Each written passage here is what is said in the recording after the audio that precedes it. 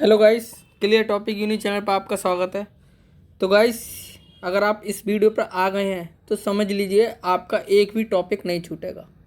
इस वीडियो को बनाने में बहुत मेहनत लग रही है, बहुत ही जान लगा दी है मैंने। और इसका टाइम भी ड्यूरेशन इसलिए ज़्यादा है क्योंकि एक एक टॉपिक इसमें मैकेनिकल का आपको बताया जाएगा। यानी शुरू से लेके अप्लाइड मैकेनिक्स से लेके और लास्ट तक चलेंगे हम, ताकि एक भी टॉपिक ना छूटे।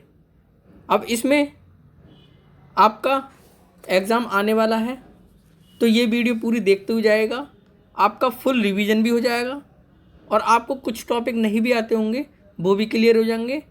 और आपका ये भी करना है कि अगर इसमें फुल एक्सप्लेनेशन आपको नहीं समझ में आता तो आप तुरंत अपनी बुक उठाइए या आपके नोट्स उठाइए और उसमें से डायरेक्ट देख लेना। सही गाइस? ओके, स्टार्ट करते हैं। तो इसमें आपके मैं बता रहा हूँ, ये मैकेनिकल के लिए है, पहले फुल रिवीजन है। सही है, जान लगा दी पूरी और एक भी टॉपिक नहीं छूटेगा आपका। गाइस, इसमें अगर आपको पसंद आए तो सब्सक्राइब ज़रूर कर देना। और मैं ये बता दूँ, इसमें मैंने न्यूमेरिकल वाला पोर्शन अलग रखा है, उसकी वीडियो मैं अलग बना रहा हूँ, जिसमें आपको लिंक डिस्क्रिप्शन में लिंक मिल जाएगा, जिसमें आपके सारे न्यूमेरिकल मैंने समझा रखे हैं। ओके, तो इसमें सिर्फ आपको एक एक टॉपिक और उसके कैसे क्वेश्चन आते हैं उसके बारे में जानकारी दी जाएगी। लेट्स स्टार्ट करते हैं। इस वीडियो को जरा सा भी स्किप ना करें। अगर सिलेक्शन लेना है तो गारंटी एक एक टॉपिक बस ध्यान से सुनना है आपको, जो मैं बोल रहा हूँ आपके दिमाग में बैठ जाएगा, क्वेश्चन भी और आंसर भी। और एंड में 27 तारीख, 28 तारीख, 29 तारीख तक चाहिए हमें बस, उसके बाद अपना सिलेक्शन पक्का। तो स्टार्ट करते हैं। पहला अपना आता है मैकेनिक्स से लेकर चलूँगा और एंड तक निपटाऊँगा एक एक टॉपिक। तो मैकेनिक्स में अपना पहला, मैकेनिक्स जो जो टॉपिक आते हैं उसका बताता हूँ मैं। मैकेनिक्स में पहला आता है अपना फोर्स एनालिसिस। इसमें से क्या क्वेश्चन बनता है? Force analysis. तो इसमें से बनता है अपना सिर्फ coplanar, non coplanar, concurrent, non concurrent. सही है, यही क्वेश्चन बनता है, इसके अलावा कुछ नहीं बनता। तो कोप्लेनर मतलब खुद ही बता रहा है कि एक ही प्लेन में, यानी जितनी भी फोर्स हैं वो एक ही प्लेन में हो, जितनी भी फोर्स हैं एक ही प्लेन में हो तो वो कोप्लेनर बन गया। और जितनी फोर्स हैं अलग अलग प्लेन में हो, यानी एक प्लेन में नहीं हो, तो वो नॉन कॉन प्लेन बन गया। कॉन करंट यानी वो खुद ही बता रहा है कि एक ही बिंदु पर, एक ही पॉइंट पर अगर सारे फोर्स लग रहे हैं तो वो अपना कॉन करंट हो गया। और नॉन कॉन करंट जो अलग अलग पॉइंट पर लगते हैं, ऐसी कोप्लेनर को कॉन करंट बोल देगा वो। तो कोप्लेनर खुद ही बता रहा है वो कोप्लेनर। और कॉन करंट यानी कॉन करंट मतलब एक ही बिंदु पे लग रहे हैं, कोप्लेनर मतलब एक ही समतल में लग रहे हैं, यानी एक ही समतल पर एक ही बिंदु, एक ही पॉइंट पर जो लग रहे हैं वो अपने कोप्लेनर कॉन करंट हो गई। ये आपकी खुद ही समझ के अनुसार हो सकता है क्वेश्चन सॉल्व, उसके अलावा इसमें कुछ नहीं आता। एक वो और देख लीजिए, इसमें आता है बस एक पैरेललोग्राम की इक्वेशन आ जाती है जो कि अपनों को सॉल्व करनी पड़ती है। P square plus Q square plus 2pq cos theta. ये इस पे फॉर्मूले पे आपका एक क्वेश्चन बन जाता है, जिसमें आर परिणामी या रिजल्टेंट होता है और पी क्या होता है, दो बल होते हैं पी और क्यू। आपको सिर्फ आर बराबर P square plus Q square plus 2pq cos theta पे रखना होता है बस।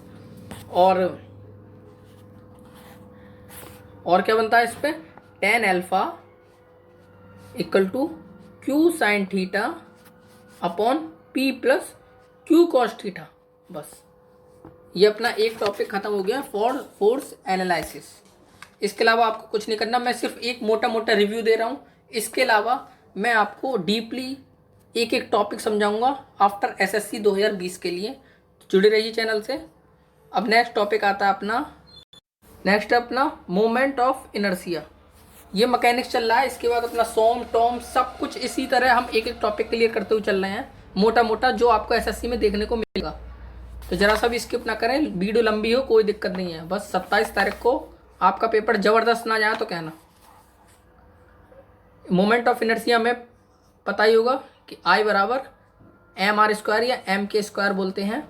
मोमेंट ऑफ इनर्शिया होता क्या है? The measure of resistance to the change of rotation rate of any body is called moment of inertia. मतलब हिंदी में किसी पिंड के घूर्णन दर के परिवर्तन की प्रतिरोध की माप उस पिंड का मोमेंट ऑफ, यानी एक पे जो ये हो जाता है, चक्कर लगाता है एक, इसे ही मोमेंट ऑफ, ये आपको जरूरत नहीं याद करने की, जो इम्पोर्टेंट है वो हम करा रहे हैं। तो मोमेंट ऑफ इनर्शिया सिर्फ उसमें ये पूछता है कि भैया गोले का मतलब सर्किल का क्या होगा, सर्किल का पूछता है, रेक्टेंगल का पूछता है,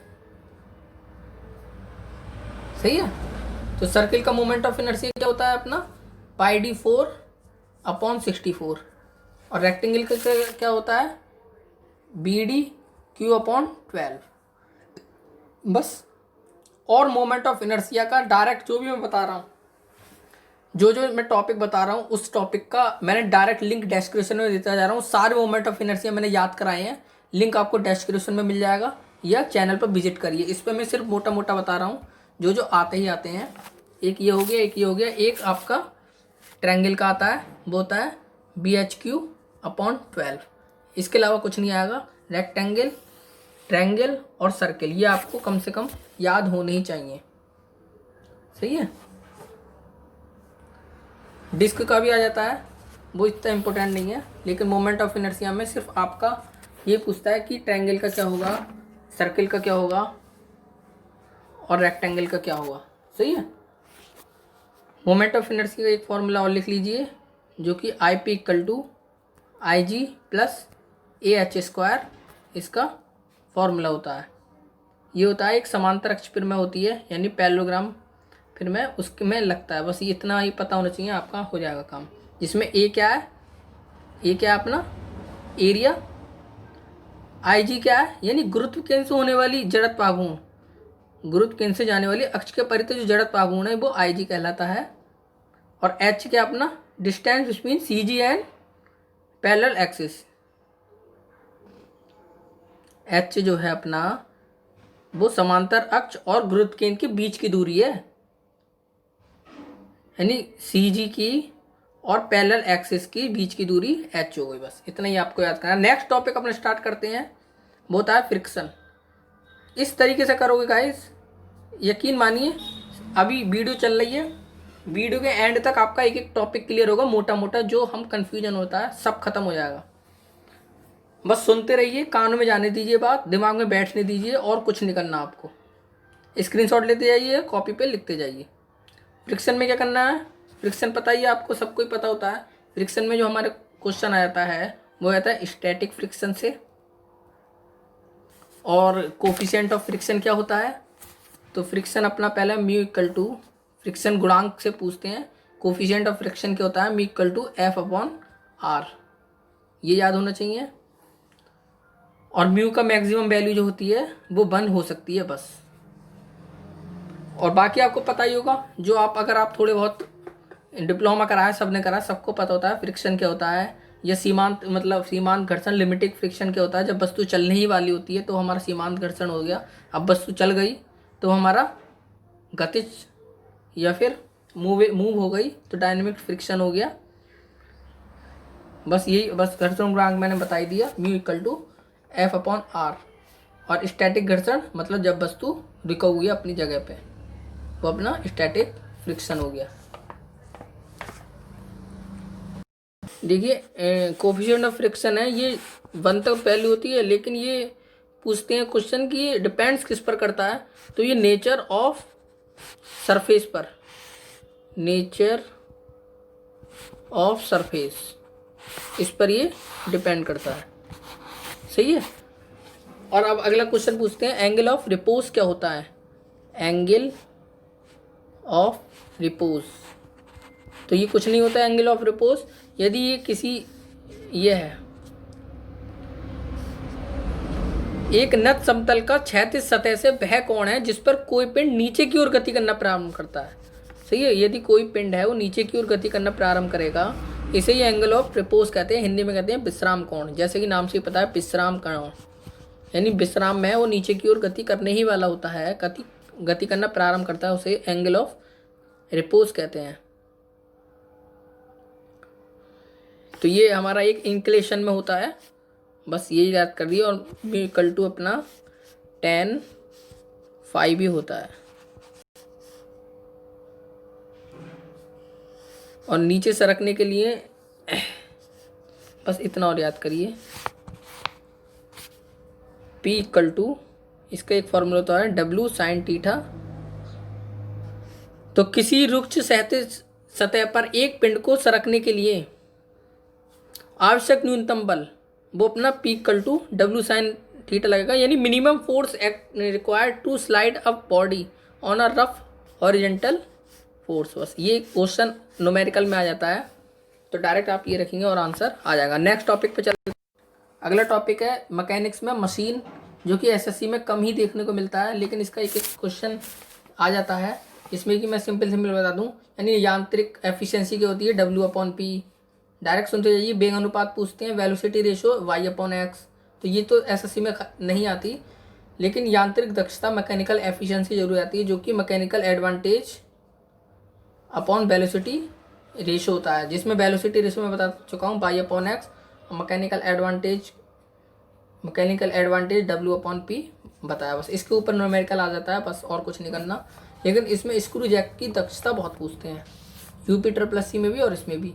स्क्रू जैक की दक्षता या एफिशिएंसी क्या होगी, वो होगी P/P, यानी tan α/tan α+φ। आगे समझ में। तो स्क्रू जैक की दक्षता ये होती है, लेकिन अधिकतम दक्षता पूछते हैं वो अलग होती है। Eta maximum equal to 1 - sin phi upon 1 + sin phi, ये पूछते हैं, तो इसका आंसर ये हो जाएगा। और खाली दक्षता पूछते हैं, तो इसका मैंने बताया eta equal to tan α upon tan α+φ, ये होगी अपनी दक्षता। और मैक्सिमम दक्षता या maximum efficiency 1 - sin phi upon 1 + sin phi। Okay, जिसमें कि अल्फा क्या है अपना, हेलिक्स एंगल या एंगल ऑफ इंक्लिनेशन, और फाई क्या है अपना, फ्रिक्शन एंगल। बस ये याद रखना। नेक्स्ट अपना आता है बीम्स एंड ट्रेसेस क्वेश्चन, जो कि बहुत इंपॉर्टेंट है। क्यों?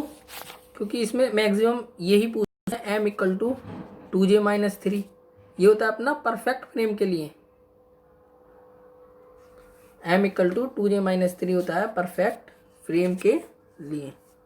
M इक्वल टू नहीं होगा 2J-3, तो वो हो जाएगा इम्परफेक्ट। सही है, M इक्वल टू 2J-3 होगा तो perfect frame, M equal to नहीं होगा 2J-3 तो वो इम्परफेक्ट फ्रेम। M छोटा होगा, M बड़ा होगा। M छोटा होगा 2J-3 और M बड़ा होगा 2J-3, तो ये होगा रिडंडेंट, यानी अतिरिक्त ढांचा। मैं हिंदी इंग्लिश दोनों में बता रहा हूँ, इसलिए दिक्कत कोई नहीं आएगी ना हिंदी वालों को ना इंग्लिश वालों को। तो M बड़ा होगा तो M इक्वल टू होगा, बड़ा होगा तो रिडंडेंट या हिंदी में बोलते हैं अतिरिक्त ढांचा। और M छोटा होगा तो होगा डेफिशिएंट, यानी डेफिशिएंट मतलब अभाव ढांचा। ठीक है, हिंदी में आएगा अभाव ढांचा, इंग्लिश में आएगा डेफिशिएंस। तो M छोटा होगा 2J-3, M बड़ा होगा 2J-3, तो रिडंडेंट। तो वेयर M क्या है यहाँ, M तो नंबर ऑफ मेंबर्स हैं, M नंबर ऑफ मेंबर्स। और ये J क्या है इसमें, ये नंबर ऑफ जॉइंट। ये आपको पता होना चाहिए, नंबर ऑफ जॉइंट। 2 दिन बाद पेपर है, इसलिए मैं ज़्यादा डीप में नहीं जा रहा, लेकिन जो आते हैं वो ज़रूर करवाने हैं। चलो, तो मैकेनिक्स फाइनली ख़त्म हो गया। जिसमें एक थिन सिलेंडर रह गया, वो मैं सॉम में कराऊंगा, इसलिए मैकेनिक्स फाइनली अपना फिनिश हो गया। नेक्स्ट स्टेप स्टार्ट करते हैं अपना सॉम भी ऐसी मोटा मोटा और इम्पोर्टेंट चीज़ कर देते हैं। तो सॉम का क्या है पता ही होगा, प्रतिबल क्या होगा, P/A। तो ये कराने के लिए तो टाइम लिया नहीं, इसलिए हम वो कराएंगे जो आता है और गलत कर आते हैं हम। सही है, तो इसमें पहले पॉइजन रेशो ही बता देते हैं। इसकी वैल्यू होती है 1/4 से 1/3 के बीच में। सही है। लेकिन वो पूछता क्या है जहाँ हम कन्फ्यूजन होते हैं, बाकी तो मुझे सब पता होगा आपको, टेंसाइल स्ट्रेस ये सब कुछ मैं छोड़ रहा हूँ क्योंकि पेपर जल्दी है, इन सब का टाइम नहीं है, टाइम वेस्ट करना होता है। तो एल्युमिनियम एलॉय, इसकी 0.33 पॉइजन रेशो होता है, सही है।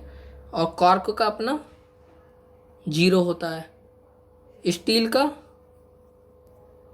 0.27 से 0.30 होता है। बस इतना याद करिए और कुछ नहीं आएगा। रबड़ का और देख लीजिए अगर देखना चाहें तो। रबर इसका होता है 0.45 से 0.50। ये भी मैंने पूरा करा रखा है, सबके लिखवा रखे हैं पॉइजन रेशियो। नहीं देखा हो तो लिंक डिस्क्रिप्शन में मिल जाएगा, विजिट कर दीजिए चैनल पर। देखिए अगला टॉपिक है अपना जो डिफॉर्मेशन होता है of the body of forces 3 direction में जो डिफॉर्मेशन होता है, तो उसका E X equal to P X यानी विकृति बता रहा हूँ, स्ट्रेन माइनस पी वाई, यानी एक्स पर हुआ था तो पी एक्स में से पी वाई और पी जेड माइनस कर दो, P Y M E minus P Z M E. नहीं आई समझ में, यानी आपकी कोई बॉडी है,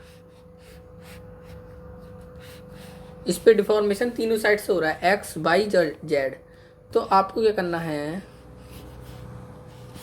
इसमें ई एक्स निकालना है, यानी ई एक्स पूछ रहा है तो P X upon E equal to P Y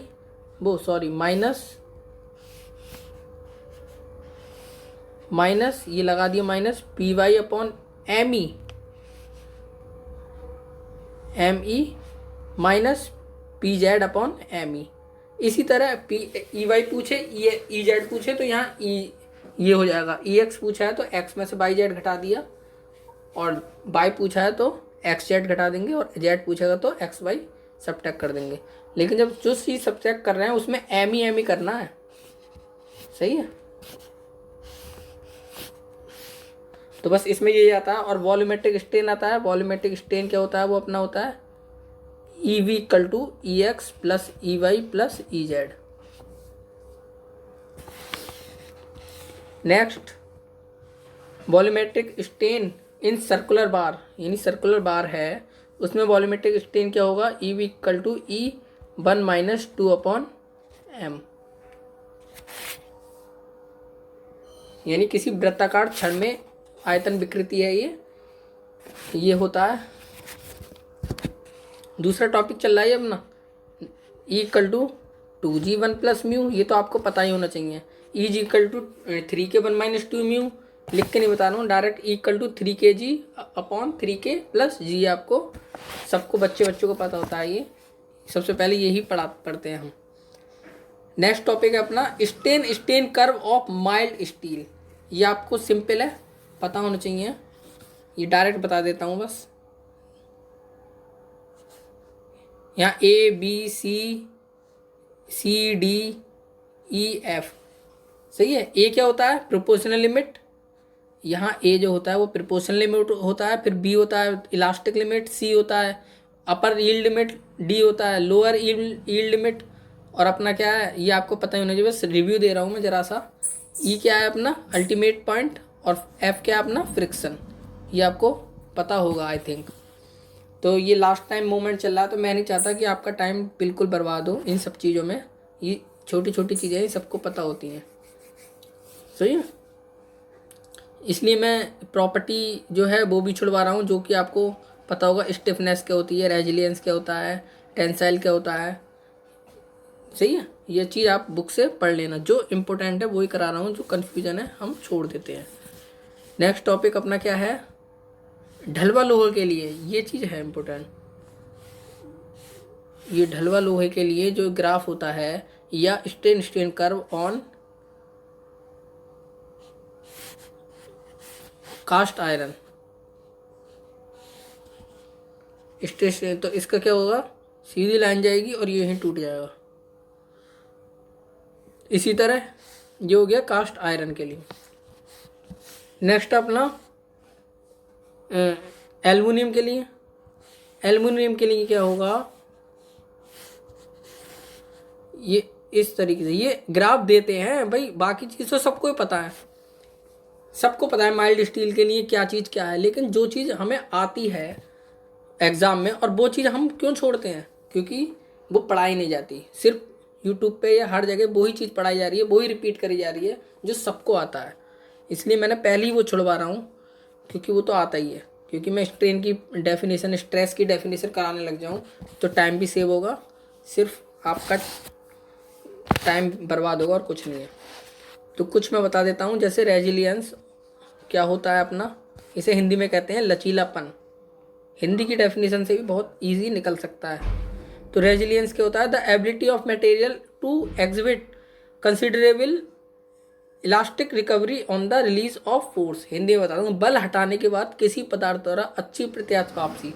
यानी अगर बल हटा लिया, कोई है इस पर बल लगाया और बल हटाने के बाद अगर वो अपनी वापसी की क्षमता जो है, यानी वापसी की क्षमता जो हो रही है उसकी कितनी एफिशिएंसी से वापस करने की, वो रेजिलियंस हो गया। और वापस आ ही जाता है, वो इलास्टिक लिमिट हो जाता है। ये इलास्टिक प्लास्टिक आपको पता होना चाहिए। इलास्टिक मतलब आ जाना वापस, जैसे इस पे बल लगाया और ये अपनी पुरानी स्थिति में आ गया तो इलास्टिक, और पुरानी स्थिति में नहीं आया, बल लगाने के बाद वो वहीं जम गया तो वो प्लास्टिक। ये सिंपल सी डेफिनेशन है, इसलिए मैं ये छुड़वा रहा हूँ। सही है। किसी यानी किसी पार्ट की अगर हम लाइफ बढ़ा दें, फटीक लाइफ, किसी पार्ट की अगर फटीक लाइफ बढ़ा दें, ये क्वेश्चन आता है, फटीक लाइफ बढ़ा दें तो वो उसे क्या, वो किसके द्वारा बढ़ाई जाती है, बाई शॉर्ट पिनिंग के द्वारा। शॉर्ट पिनिंग के द्वारा। ये क्वेश्चन आपको देखने में डायरेक्ट मिलेंगे, बाकी तो आपको आता ही होगा। लेकिन जो चीज़ नहीं आती, मुझे लगता है कन्फ्यूजन है जिससे हम छोड़ जाते हैं, वो डायरेक्ट मैं इस वीडियो से आपको सब कुछ मिल जाएगा, सब कवर कर दूंगा। और दूसरा क्या है अपना, ये जो है क्रीप क्या होता है, क्रीप मतलब एक प्रकार से धीरे धीरे विरूपण है, फिर धीरे धीरे, जैसे एक लोहे की एक रॉड है, उसे अगर हम टांग दें तो उस पर एक धीरे धीरे एक विरूपण होता रहेगा, यानी मंद मंद हल्का हल्का, तो वो 10 साल बाद देखेंगे तो वो थोड़ा झुक जाएगा। इसे ही क्रीप कहते हैं। यानी एक, जैसे चाय में बिस्कुट डुबोते हैं, तो आप जैसे बिस्कुट को बाहर निकालेंगे गर्म चाय से तो वो धीरे धीरे धीरे पिघल के चाय में गिर जाता है, तो एक प्रकार के वो क्रीप है। सही है। तो इसकी करेक्ट डेफिनेशन क्या हो गई, यानी धातु का नियत प्रतिबल के अधीन उच्च तापमान पर धीमा प्लास्टिक विरूपण, यानी slow plastic deformation of a metal under a constant stress at high temperature is known as creep. सही है। Next topic, stress strain curve of rubber and leather. ये पढ़ा है आपने, सच बताना। रबर और लेदर के लिए इसका जो ग्राफ होगा, ये सिर्फ गेट वाले तो नहीं कह रहा, लेकिन जो मेड इजी वाले हैं, स्ट्रेस और स्ट्रेन, ये हम छोड़ देते हैं डिप्लोमा वाले या फिर बीटेक वाले भी, जो फ्रेशर होते हैं। तो ये इसका ग्राफ होगा, ये डायरेक्ट ग्राफ पूछे जाएंगे आपसे क्वेश्चन में। स्ट्रेस स्ट्रेन कर्व का ग्राफ ये रबर एंड लेदर के लिए होता है। सही है। Next, bar of varying section. Varying section के लिए जो होता है, विभिन्न काट वाली छड़ के लिए एक ही फॉर्मूला लगता है, delta L equal to F upon E L1 upon A1 plus L2 upon A2, ऐसे चलता रहेगा L3 अपॉन A3 बस। देखिए अब सॉम के जो रह गए वो सब डीपली और लॉन्ग टॉपिक रहेगा, जो आपको खुद करने के पड़ेंगे। अगर मैंने कराने बैठेंगे तो वो डीप में चला जाऊँगा और वीडियो बन जाएगी बहुत लंबी, इसलिए मैं जल्दी जल्दी आपका पहले दूसरे सब्जेक्ट निपटा देता हूँ। टाइम बचेगा तो सॉम भी कर लेंगे। तो पहले टॉम से स्टार्ट कर देते हैं। आप टॉम का पहला है गियर ड्राइव, बस सुनते जाना, दिमाग में बैठाना है गियर ड्राइव। तो इसमें से क्वेश्चन क्या क्या बनते हैं, अधिकतम घर्षण हानि स्पर गियर में अधिकतम घर्षण हानि होती है। अडेंडम वृत्त व्यास क्या होता है, अडेंडम सर्कुलर डायमीटर या अडेंडम वृत्त व्यास D+2m। ये वो बता रहा हूँ जो हमसे गलत हो जाते हैं। डिडेंडम वृत्त व्यास क्या होता है, D-2 मल्टीप्लाई 1.157। ये आते हैं मीटर। सही है। अब कोप्लेनर एंड इंटरसेक्टिंग वो पूछते हैं, कोप्लेनर भी और इंटरसेक्टिंग भी है। सही है। तो वो अपना है बेवल गियर। एक पूछते हैं साइक्लोड गियर में संपर्क का पथ, और एक होते हैं इन्वॉल्यूट गियर में संपर्क का पथ। तो इसका होता है स्ट्रेट लाइन या रिजू रेखा हिंदी में कहते हैं, और इसका होता है सरल रेखा। इन्वॉल्यूट का सरल रेखा और साइक्लोड का रिजू या स्ट्रेट लाइन। गियर में बैकलेस क्या होता है? वैसे तो आपको पूरी टर्मिनोलॉजी पता होनी चाहिए, लेकिन मैं वो ही बता रहा हूँ जो दिक्कत आती है लेकिन इम्पोर्टेंट है, रिलेवेंट है। गियर में बैकलेस दो दांतों के बीच के मध्य की स्पेस की चौड़ाई, यानी दो दांतों की मध्य की स्पेस की जो चौड़ाई होती है ना, वो ही अपना बैकलेस होता है। गियर का आकार पिच सर्कल डायमीटर से बताते हैं। और वृत्तीय पिच होती है पाई डी अपॉन टी, और एम होता है डी अपॉन टी, यानी P C equal to pi M भी लिख सकते हैं। सही है। Axial thrust is minimum case of double helical gear, herringbone gear भी बोलते हैं। तो डबल हेलिकल गियर को कॉल्ड हैरिंगबोन गियर। सही है।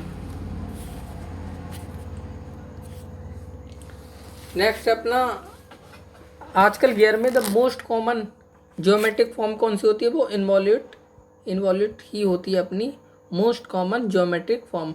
A differential gear is an automobile is epicyclic gear, यानी डिफरेंशियल गियर में जो होता है वो कौन सा मतलब differential gear is an automobile is होता है एपिसाइक्लिक। तो बस सुनते जाइए, क्वेश्चन आपको ऐसे ही एसएससी में जेईई में रखे हुए मिलेंगे। ये ऐसे छाटे हुए क्वेश्चन है जो आते हैं, लेकिन हम गलत करते हैं कि पूरी संभावना होती है। सही है। बी बोल्ट 40 डिग्री, और रस्सा बेल्ट का कोण या रोप बेल्ट का कोण वो होता है 45 डिग्री। बी बोल्ट का 40 डिग्री और उसका होता है 45 डिग्री। सामान्य स्पेयर गियर की दक्षता 98%। स्पेयर गियर की जो दक्षता होती है 98% से अधिक। सही है। आधार वृत्त व्यास जो होता है वो पिच वृत्त व्यास इंटू कॉस फाई होता है। बेस सर्कल डायमीटर जो होता है वो पीसी पिच वृत्त व्यास इंटू कॉस फाई के बराबर होता है। सही है। हुक जॉइंट पूछते हैं। हुक जॉइंट तो ये होता है two non parallel intersecting shaft. सही है। Two non parallel intersecting shaft, ये होता है अपना हुक जोड़। एक बेस सर्किल पर टेंजेंट पर एक पेचदार एक इनवॉल्यूट टीथ क्या होता है? वो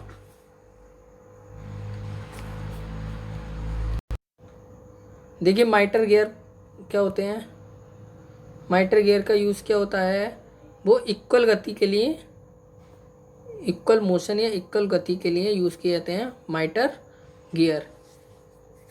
एक जटिल दांतेदार गियर के मामले में इन्वॉल्यूट गियर शुरू होता है बेस सर्किल से। कैम पर पिच बिंदु क्या होता है? जिस पर दाब कोण का मान अधिकतम हो, यानी कैम पर पिच पॉइंट क्या होगा? जिस पर दाब कोण यानी प्रेशर एंगल का मान अधिकतम हो, वो होगा अपना दाब कोण। गियर का संपर्क अनुपात क्या होता है? गियर का संपर्क अनुपात यानी कॉन्टैक्ट रेशो, तो वो 1.3 से 1.5 होता है। देखिए हेलिकल गियर जो है वो पॉइंट है और इस पर गियर लाइन मैशिंग है। हेलिकल गियर पॉइंट मैशिंग है और हेलिकल गियर जो है वो पॉइंट मैशिंग है, और इस पर गियर जो है वो लाइन मैशिंग है। Double helical gear called herringbone gear आता ही आता है। मिनिमम एक्सियल थ्रस्ट होता है इस पर, कोई बताने की बात ही नहीं है। नंबर ऑफ इंस्टेंटेनियस ये इसकी क्या होता है फॉर्मूला, L/1/2।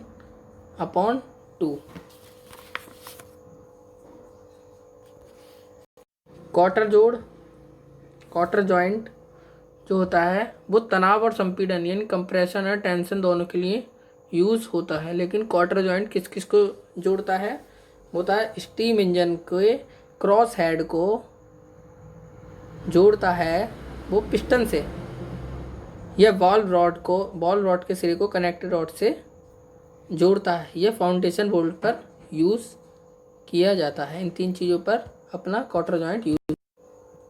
डायनोमीटर का यूज़ होता है, वो अपना होता है पावर मीजरिंग डिवाइस है ये।